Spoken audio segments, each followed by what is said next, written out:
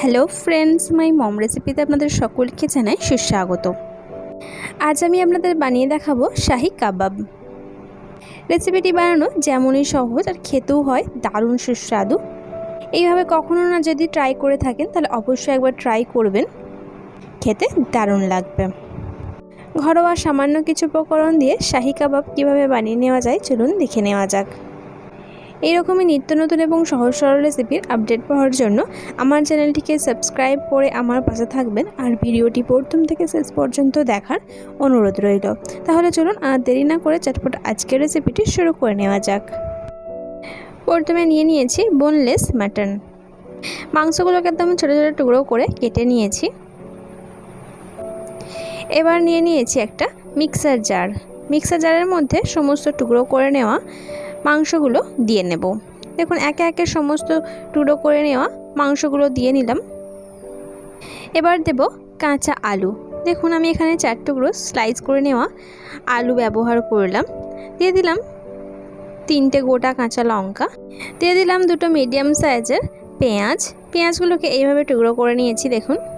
এবার আমি ঢাকা দিয়ে খুব ভালো করে ব্লেন্ড করে নেব বা গ্রাইন্ড করে নেব। দেখুন গ্রাইন্ড করা হয়ে গিয়েছে।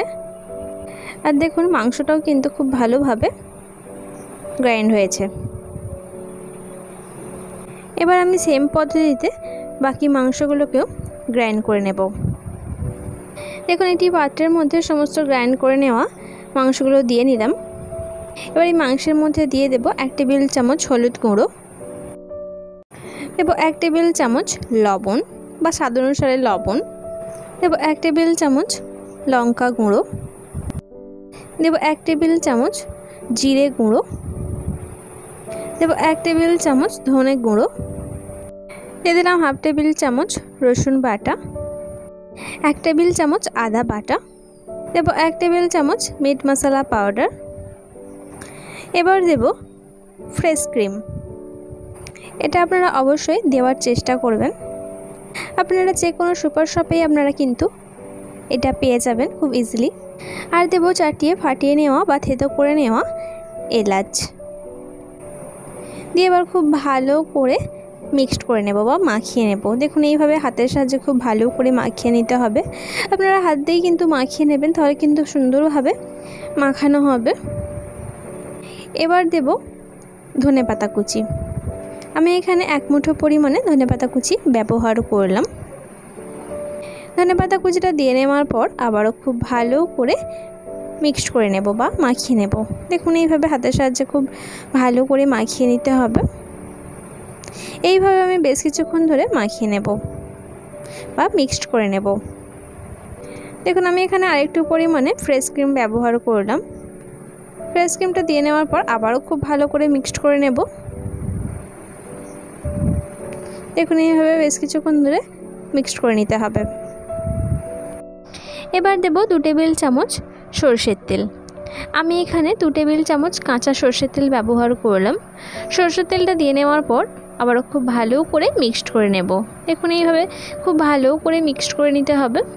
দেখুন বেশ কিছুক্ষণ ধরে ভালো করে মিক্সড করে নিয়েছি। এবার আমি 1 ঘন্টা মতো ম্যারিনেশন করে রেখে দেব। 1 ঘন্টা পর ফেরত এলাম। এবার আমি কোপ্তার আকার দিয়ে নেব। দেখুন এইভাবে হাতের সাহায্যে এইভাবে কোপ্তার আকারটা দিয়ে নিতে হবে। দেখুন সুন্দর সাইজের আমি কোপ্তার আকার দিয়ে নিয়েছি। এবার সেম পদ্ধতিতে বাকি কোপ্তাগুলোকেও বানিয়ে নেব বা এই কোপ্তার আকারগুলো বানিয়ে নেব। দেখুন হাতের সাহায্যে গোল করে কোপ্তার আকারগুলো আমি দিয়ে নিয়েছি। প্রথমে চুলায় আমি একটি ফ্রাই প্যান বসিয়ে নিলাম। এবার ফ্রাই প্যানের মধ্যে আমি দিয়ে নেব তেল। দেখুন আমি এখানে পরিমাণ মতো সরিষার তেল দিয়ে নিলাম। তেলটাকে আবার খুব ভালো করে গরম করে নেব। দেখুন তেলটাকে খুব ভালো করে গরম করে নিয়েছি। এবার একে একে সমস্ত কাঁচা কোপ্তাগুলো দিয়ে নেব। দেখুন একে একে সমস্ত মাংসের কোপ্তাগুলো দিয়ে নিলাম যতটা পরিমাণে কড়াইয়ের মধ্যে ধরে। এবার মিডিয়াম টু লো ফ্লেমে একটা সাইডটা হতে দেব। এবার আমি একে একে উল্টে নেব।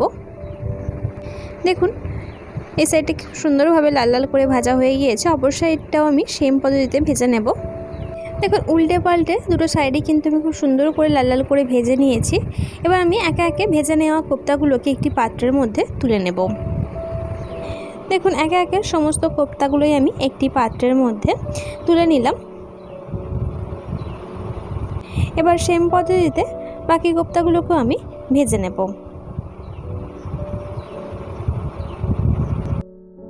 দেখলেন তো কত সহজভাবে বানিয়ে ফেললাম মাটন কোপ্তা বা মাংসের কোপ্তা। এই কোপ্তার রেসিপিটি আপনাদের কাছে কেমন লাগলো সেটি আমাকে কমেন্টের মাধ্যমে অবশ্যই জানাবেন।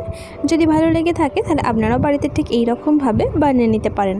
আশা করছি আপনাদের খেতে ভীষণ ভালো লাগবে। যদি ভালো লেগে থাকে ছোট্ট একটি লাইক এবং প্রচুর প্রচুর শেয়ার করে দেবেন। আজকের মতো তবে আমি আপনাদের কাছ থেকে বিদায় নিলাম। কাল আবার দেখা হচ্ছে নতুন কোনো এক রেসিপির সঙ্গে। লাস্ট অবধি আমার সঙ্গে থাকার জন্য আপনাদের সকলকে অসংখ্য ধন্যবাদ। আপনারা সকলে ভালো থাকবেন এবং সুস্থ থাকবেন।